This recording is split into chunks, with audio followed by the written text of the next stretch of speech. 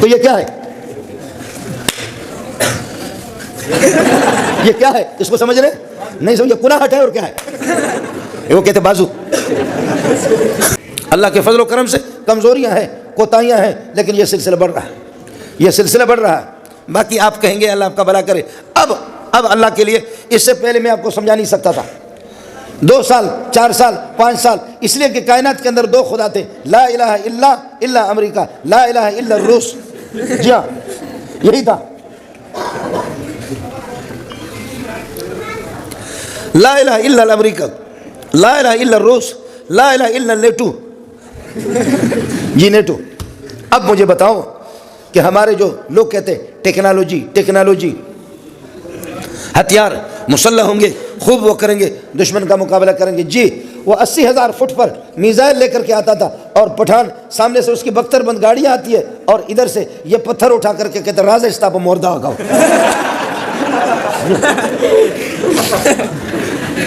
بخدا اسی طرح تھا، اسی طرح تھا، راجا استا پہ مور استا پہ خوردہ آ جاؤ، دیکھ کہ کیا ہوتا۔ لوگ کہتے دی تو گرا، لوگ تعلیم یافتہ، آپ کے ترقی یافتہ حضرات اور اسکالر، اور آپ کے اللہ آپ کا بھلا کرے دانشور، اور آپ کے بڑے، کہ دنیا کہاں پہنچ گئی، دنیا کہاں آسمانوں پہ پہنچ گئی، اور یہ ملا بدبخت ابھی تک سائیکل میں، ابھی تک دال کے حوالے، اور یہ ملا آسمان کے میزائل کا مقابلہ پتھر سے کر رہا، راز استاپ موردہ کا۔ خدا کی قسم، میرے اپنے رشتہ دار ہیں، میرے اپنے عزیز ہیں جو پیسوں کے ساتھ کھیلنے والے، وہ ہمیں کہتے تھے تمہارے جیسے بے وقوف کوئی بھی نہیں ہے، تمہارے مولویوں جیسے۔ اور ہمیں بھی سمجھ میں نہیں آتا، ہمیں بھی سمجھ میں نہیں آتا۔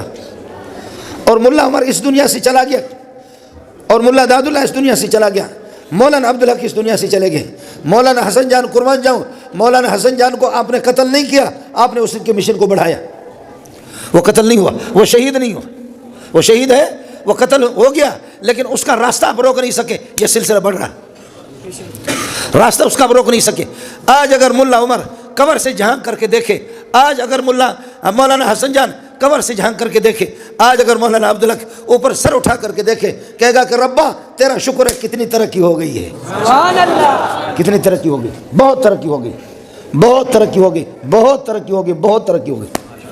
پٹھان مجھے معاف کیجیے گا، میں آج سے تقریباً، حاجی انور صاحب بھی میرے ساتھ ہے، میں کوئٹہ سے گاڑی میں بیٹھ گیا اور ہنہ اڑک جا رہا تھا۔ ہنہ اڑک اس زمانے کے اندر، اب تو ختم ہو گئے، چشمے تھے، باغات تھے، ہنہ اڑک کے درمیان سے گاڑی جا رہی تھی موسم بہار کے اندر، اور وہاں یہ ہو رہا تھا۔ میں پشتو نہیں سمجھتا، تھوڑا تھوڑا سمجھتا، اب تو کچھ زیادہ سمجھتا، اس وقت نہیں سمجھتا۔ بی بی شیرینہ یلے گلے ربن دے بابا یہ لنگی تھا، بی بی شیرینہ پتہ نہیں ہے بی بی شیرینہ کیا، تو لوگ اس طرح، خدا کی قسم داڑھی والے اس طرح ہو رہے تھے۔ میں نے کہا یہ کیا ہے؟ کہتے بی بی شیرینہ ایک خوبصورت خاتون تھی، اس پر ایک آدمی عاشق ہو گیا، اس پر دوسرے نے اس کو قتل کیا، پھر مقتول کے وارثوں نے قاتل کو قتل کیا، پھر قاتل کے وارثوں نے مقتول کے ورثہ میں سے قتل کیا، پھر اس طرح انہوں نے کہا قتل کیا نہیں، کہنے لگے ہمارے پٹھانوں کے بہت سے لوگ بی بی شیرینہ پر شہید ہو گئے۔ جی ہاں، ہمارے بہت سے پٹھانوں کے لوگ وہ بی بی شیرینہ پر، آپ کے بھی شہید ہے کسی بی بی شیرینہ پر، اور ہمارے بلوچوں کے زینت و آسیہ 21 گوما منی پیار مکم، تو وہ ان کے ہاں زینت ہے، اور زینت کسی خاتون کا نام ہے، بلوچ اس پر شہید ہے، اور آپ کے پٹھان بی بی شیرینہ پر شہید ہے۔ اور بوڑھے اس طرح سر جھومار، اس طرح یہ گھوم رہے تھے جب وہ گانا بج رہا تھا، اور اس طرح وہ جھوم رہے تھے، میں حیران تھا۔ اب سنو، بخاری کی روایت ہے، ابی نے کہا، ابن مسعود کو کہا، ابن مسعود مجھے قرآن سناؤ۔ نبی کہہ رہا ہے، استاد اپنے شاگرد سے کہہ رہا مجھے قرآن سنا۔ فرمایا حضرت قرآن تو آپ پر نازل ہو گیا، میں آپ کو کیسے سناؤں؟ فرمایا کہ سناؤ۔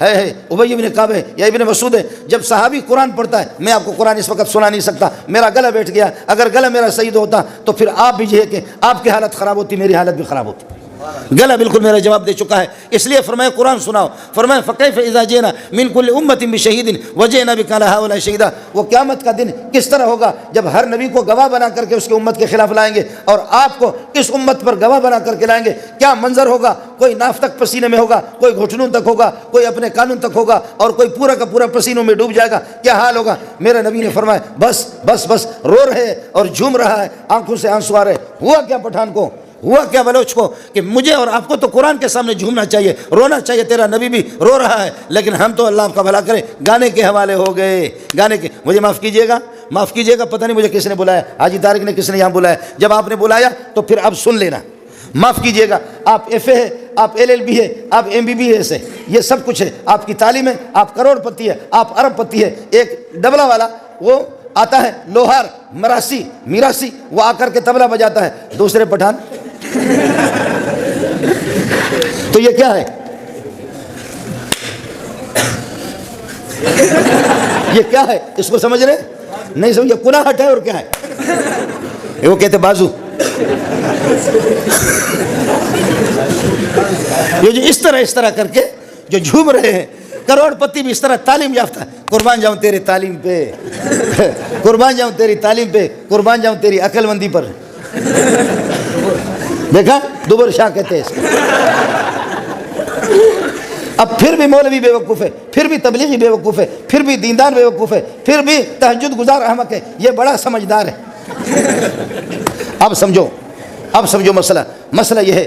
آپ کو ایک آیت سنا دیتا ہوں، 28واں پارہ ہے، سورہ حشر ہے۔ فرمایا وَلَا تَكُونُوا كَالَّذِينَ نَسُوا اللَّهَ فَأَنسَاهُمْ أَنفُسَهُمْ، ان لوگوں کی طرح نہ ہو جاؤ جو اللہ کو بھول گئے تو اللہ نے ایسے پاگل بنا دیا کہ وہ اپنے آپ کو بھی بھول گئے۔ ہے کیا سمجھایا قرآن نے؟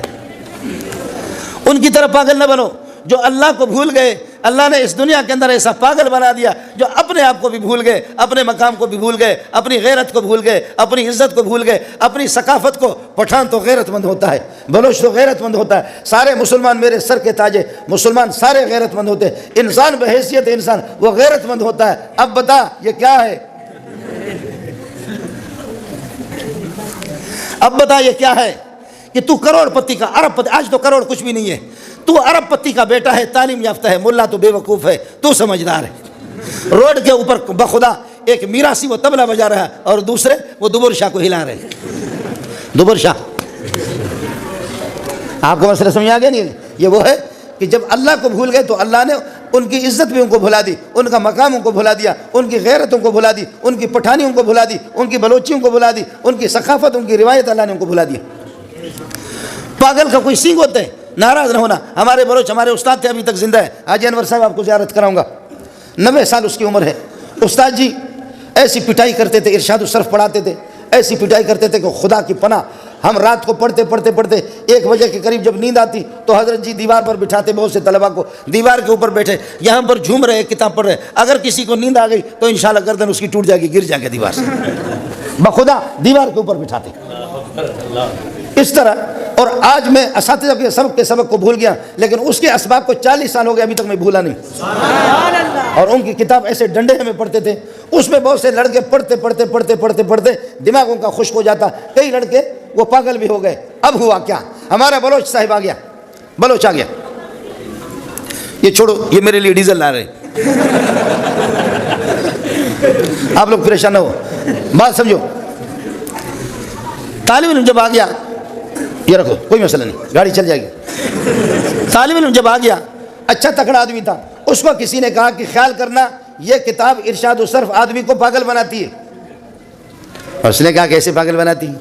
کہا دیکھ لینا، زیادہ محنت نہیں کرنا، زیادہ اپنے آپ کو خراب نہ کرو، اس سے آدمی پاگل ہوتا ہے۔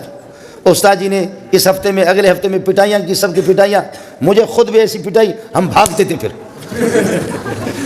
سبحان اللہ۔